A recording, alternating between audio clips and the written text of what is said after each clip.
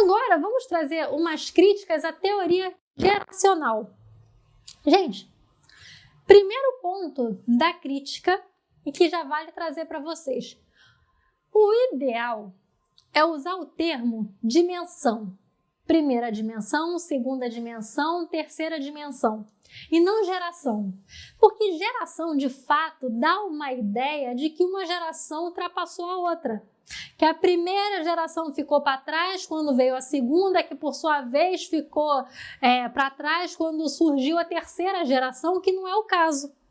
Tanto que todos esses direitos coexistem nos direitos humanos. Temos os direitos de liberdades, que são os direitos civis e políticos, temos os direitos sociais, econômicos e culturais, e também os direitos de fraternidade, como meio ambiente, comunicação. E no mais, a gente verifica que o termo ideal é usar de fato o termo dimensão para não usar o termo geração. A primeira característica, como podemos ver, é a ideia de substituição.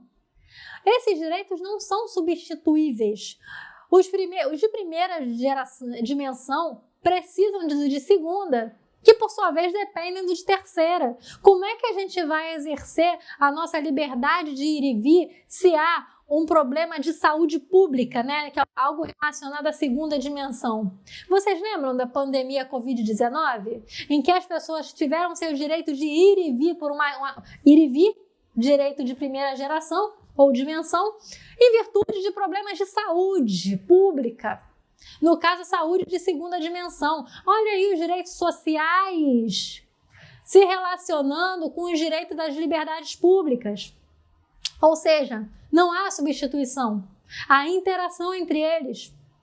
Aqui no Brasil isso não acontece com frequência, mas na Índia, por exemplo, quando em Nova Delhi costuma ter uma poeirada tremenda, o nível de poeira, de poluição fica tão alto que acaba afetando a liberdade de ir e vir dos indianos. Ou seja, perceba a terceira geração de direitos humanos, de meio ambiente equilibrado, afetando a primeira geração, que é o direito de ir e vir.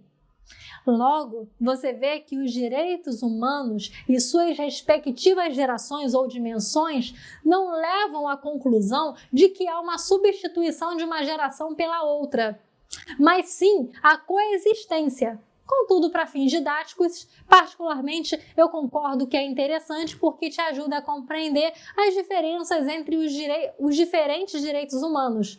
Mas lembrando, direitos humanos são indivisíveis, como veremos nas próximas críticas. Então, nessa primeira crítica, verificamos o quê? Que não há substituição de uma geração para outra, mas sim a coexistência das gerações. O próximo passo é a ideia de posteridade e antiguidade. A impressão que dá é que a primeira geração surgiu obrigatoriamente antes da segunda geração e a terceira geração só depois. Mas pense comigo. No caso, a terceira geração de direitos fundamentais, o meio ambiente, todo mundo precisava de um meio ambiente equilibrado desde o surgimento da humanidade. E outro ponto, em matéria de direito positivo, direito escrito, os direitos sociais do trabalhador foram primeiramente tutelados em relação aos direitos civis e políticos, por meio da Declaração Universal dos Direitos Humanos. Tanto que a Organização Internacional do Trabalho surgiu em 1919, surgindo um primeiro rol de direitos para os trabalhadores, 1919, direito social do trabalhador, sendo anterior à Declaração Universal dos Direitos Humanos, que só veio a surgir em 1948, bem depois. Então isso já mostra o quê? Que a teoria geracional traz uma impressão errada de anterioridade e posteridade, como se um fosse anterior ao outro. Outra crítica é a indivisibilidade. A teoria geracional, se você for ler e entender que direitos humanos são divisíveis, esses são de primeira geração, esses o de segunda, esses o de terceira, o que você pode vir a concluir? que um pode ser protegido de uma forma diferente da do outro. Ok, de fato, os direitos de primeira dimensão requerem uma postura de abstenção do Estado. Já os de segunda dimensão requerem uma postura de prestação. Entretanto, isso não significa, apesar de dar aso para isso acontecer, o quê? Isso permitiria entender que os direitos de primeira dimensão deveriam ser mais respeitados do que os direitos de segunda dimensão, que comportaria muita flexibilidade e até mesmo desrespeito em virtude da necessidade prestacional do direito de segunda geração ou dimensão. Isso não pode acontecer. Os direitos humanos são indivisíveis. Por isso que você deve apenas ver a teoria geracional para fins didáticos, não para fragmentar os direitos humanos ou entendê-los como divisíveis, porque eles são indivisíveis. Agora vamos resolver uma questão, tá? Tem outras questões de teoria geracional dos direitos humanos, a fim de que você veja que essa teoria é aplicada, é cobrada em concurso público, e agora que você já entendeu um pouco, vamos resolver a questão. É costume, no âmbito da teoria geral dos direitos humanos, eles sejam classificados em gerações ou dimensões que expressam a maneira como foram afirmados ao longo do tempo. A primeira e a segunda gerações ou dimensões desses direitos são, respectivamente... Olha que questão moleza, gente. Eu poderia até enrolar, mas vamos lá, letra C é a resposta, tá? Primeira geração, direitos civis e políticos. Primeira geração. E aqui, segunda dimensão, tá? Segunda dimensão. Eita! Não é direito nacional, nem direito internacional, direitos naturais e nem direitos positivos, também não é direitos transgeracionais e nem direitos individuais, né? Os direitos individuais relacionam-se com a primeira dimensão, também não tem nada a ver com o direito da infância e adolescência e direito dos idosos. Essa questão é muito moleza. Então, nesse caso, primeira dimensão, direitos civis e políticos, e segunda, direitos econômicos e sociais. Vamos para a próxima questão. Em uma gincana jurídica, foi exigido dos grupos em disputa que apresentassem os elementos essenciais dos direitos humanos. O grupo alfa sustentou que são considerados direitos humanos apenas aqueles direitos reconhecidos como tais pela ordem jurídica de cada Estado soberano? Não, gente. Os direitos humanos estão acima dos Estados. Isso a gente poderia chamar de direito fundamental, que tem a ver com a ordem jurídica de cada Estado, de cada Constituição, não com direitos humanos. Daí que o grupo alfa está errado. De modo que a força possa estar a serviço do direito. Agora vamos ver por que aqui no caso o grupo beta está errado. O grupo beta sustentou que os direitos humanos, por imperativo de eficiência, devem ser compreendidos a partir de um referencial de divisibilidade? Jamais. São indivisíveis, não são divisíveis. Organizando-se de modo hierarquizado, suas distintas partes, tereré, tereré. Já corta, gente. Vamos lá para a terceira letra aqui. Ou melhor, para o terceiro grupo. O grupo Θ, por sua vez, manifestou-se de que os direitos humanos são sempre contextualizados no âmbito de cada Estado soberano, surgindo e se desenvolvendo sob influência exclusiva, com base nos valores ali existentes. Pessoal, os direitos humanos são universais. Daí que todos os grupos estão errados, tá? Não há possibilidade de nenhum dos grupos estarem certos. Os direitos humanos são universais Aqui na questão relacionada à contextualização tem a ver com relativismo cultural, mas ainda assim o relativismo cultural não tira das pessoas oriundas daquele estado o seu direito humano, porque os direitos humanos são indivisíveis e universais. Por isso o grupo θ também está errado. Pessoal, quem estiver com dúvida, tá? Pode perguntar no chat. Pode mandar uma mensagem no grupo do WhatsApp, eu faço parte do grupo e você pode perguntar que vai ser um prazer te responder. Mais duas questões relacionadas às gerações. Pessoal, vocês estão vendo que a teoria geracional é cobrada em concurso público? Então vamos voltar para a resolução dessas outras duas questões. Vem comigo. Podem ser considerados exemplos de direitos humanos de terceira geração. E, pessoal, é concurso de defensor público, não é concurso light de nível médio apenas não, tá? Eu trouxe outras questões. Aqui, prova de juiz substituto. Então, vamos lá. Podem ser considerados direitos humanos de terceira geração. Vamos lá. A imigração, refúgio, participação na economia, gente, direitos econômicos é segunda geração. Segurança é segunda geração também. B, ao trabalho, que é segunda geração. Paz mundial, que tem a ver aqui com a terceira, de fato, e a indivisibilidade dos direitos, nada a ver. Propriedade material, isso é direito individual. Privacidade, direito individual. Pluralismo já tem a ver com aquela quarta geração que eu comentei com vocês. D.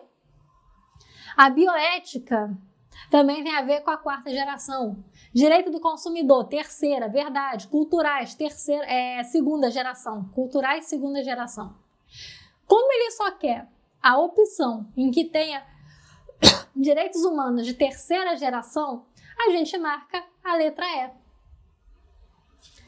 Direito ao meio ambiente, ao desenvolvimento e à autodeterminação dos povos são direitos de terceira geração. Agora vamos ver essa questão para juiz substituto que a CESP cobrou. Bebendo um golinho d'água para molhar a garganta. Pera aí.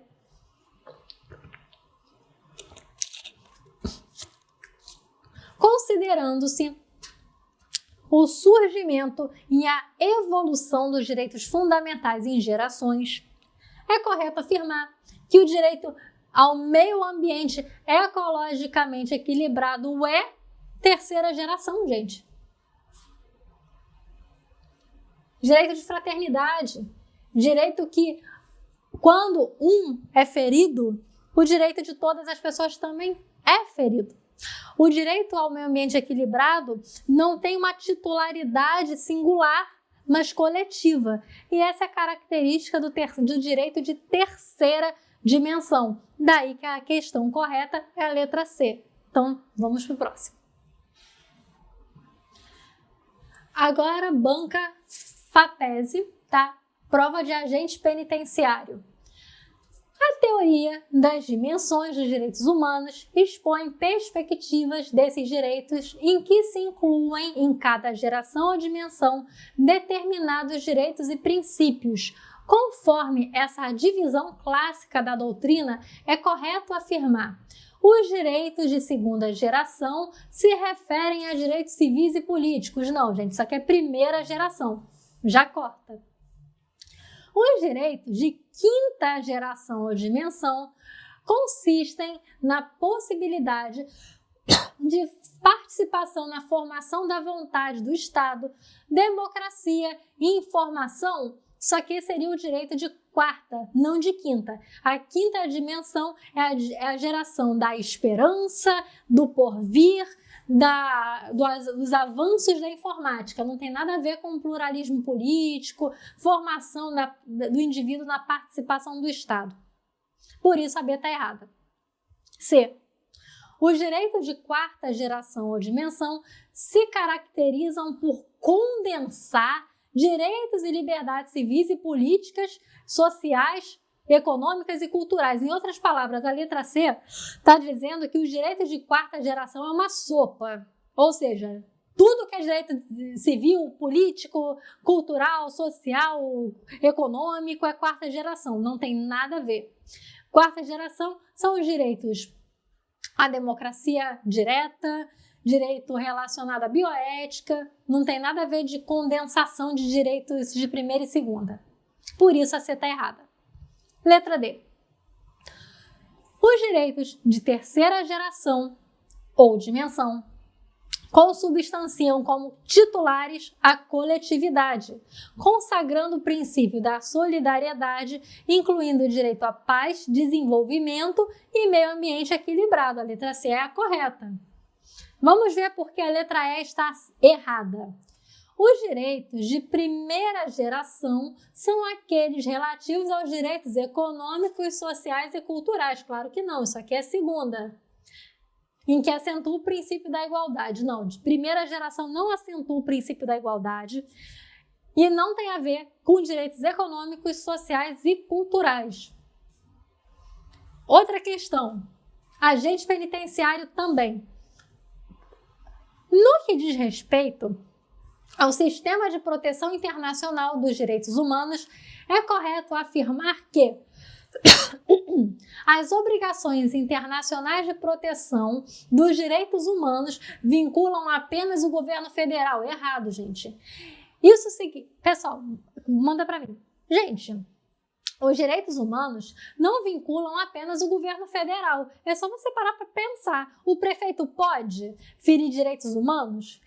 O governador estadual pode? Claro que não. Gente, os direitos humanos têm que ser respeitados por todos, inclusive por particulares, diga-se de passagem. Sem entrar nesse assunto, para não fugir do tema da aula, mas já te alertando, existe a teoria da eficácia horizontal dos direitos fundamentais. Até os particulares têm que respeitar seus direitos fundamentais. Logo, a questão que fala sobre só o governo federal tem que respeitar direitos humanos está errada. Agora vamos voltar para a tela. Os direitos humanos, no que diz respeito à proteção dos direitos humanos, é correto afirmar que não pode ser invocado se o Estado brasileiro se mostrar omisso em proteger direitos fundamentais. Pessoal, é nessa hora que os direitos humanos vai atuar. Porque os direitos humanos vai atuar justamente quando o Estado é omisso. O dever primário de proteger, reparar a violação a direitos humanos é do Estado, mas se ele é omisso, claro que o direito internacional dos direitos humanos tem que ser invocado. Por isso a letra B está errada, por causa do não. Porque pode sim, pode ser invocado. Letra C. O Estado não pode se eximir da sua responsabilidade internacional pela violação de obrigações específicas relacionadas com a proteção do direito à vida e à integridade pessoal por motivos de ordem interna. Exatamente. Comentando a letra D, antes de eu comentar a C. Também, a letra D está errada porque abrange somente o sistema das Nações Unidas e o sistema da Organização dos Estados Americanos. Volta para mim. Pronto. Pessoal, eu falei volta para mim, foi pro Alan botar a câmera para mim. Não foi para meu ex voltar para mim. Volta para mim, não, pelo amor de Deus. Estou falando de câmera. Nesse caso, percebam o seguinte. Essa questão, a letra D está errada pelo seguinte. Vocês viram o que eu coloquei lá no início dos slides? Que não apenas o sistema das Nações Unidas é um sistema que é global, tá? O sistema global. O sistema da OEA, a gente pode até falar no sistema interamericano de direitos humanos. Contudo, não existe só esse sistema regional. Temos o sistema europeu, temos o sistema africano. Por isso a letra D, está errada. Porque no caso não abrange somente o sistema das Nações Unidas e o da OEA. Os outros continentes, europeu e africano, têm um sistema específico de proteção aos direitos humanos. A letra C está correta pelo seguinte: a letra C está correta porque, no caso, os estados não podem invocar a sua ordem interna para desrespeitar o direito à vida e o direito à integridade física das pessoas, porque os direitos humanos estão acima dos estados. Ou seja, eles existem justamente pela percepção de que os estados podem ser omissos, de que o Estado pode violar o direito do seu próprio cidadão, do seu próprio nacional. Então, nesse caso, aquela pessoa que tem o seu direito humano violado no seu próprio Estado, pelo seu Estado, claro que ela pode procurar a proteção do sistema internacional de proteção aos direitos humanos. E nesse ponto, a letra C está correta. Então, pessoal, eu espero que vocês tenham tido um proveito dessa aula, que vocês tenham compreendido a importância da teoria geral dos direitos humanos. Ela não é desnecessária, ela é muito importante para você aprender. Saiba que, primeiramente, eu gostaria de convidar vocês a seguir a gente no Instagram. Por favor, sigam a gente, pessoal. Grupo Fox Concurso. Sigam o Grupo Fox para ficar atento às novidades, aos concursos que estão para acontecer, que o Grupo Fox está oferecendo curso para o concurso. Assim você vai ficar atento. O Grupo Fox tem uma metodologia que não busca só te encher de teoria e ignorar os exercícios. A prática é muito importante. Então aqui a gente une teoria a exercícios. E claro, se você simpatizou com a minha pessoa, pode me seguir no meu Instagram, que é o @SimoneAlvarezTCC, e acompanhar a minha carreira, a minha vida em geral. Pessoal, pode seguir. No meu caso, eu agradeço muito, porque afinal de contas, comprar seguidor está muito caro. E eu não estou a fim de comprar seguidores se eu posso pedir para você.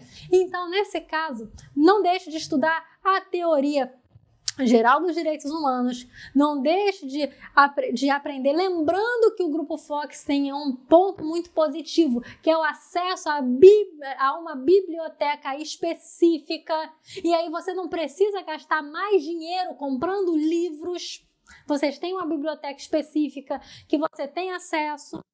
Inclusive, você vai poder estudar a teoria geral dos direitos humanos, tem vários livros ali sobre esse tema, sobre a teoria geracional, sobre as características, sobre a nomenclatura.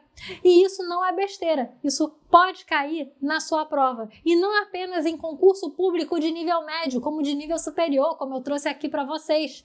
E você que vai fazer carreira policial ou outro concurso público, não deixe de acompanhar a página do curso Fox. Você não vai se arrepender, você vai ficar atento às novidades e, claro, me seguir também. Obrigada por ter assistido a aula até o fim.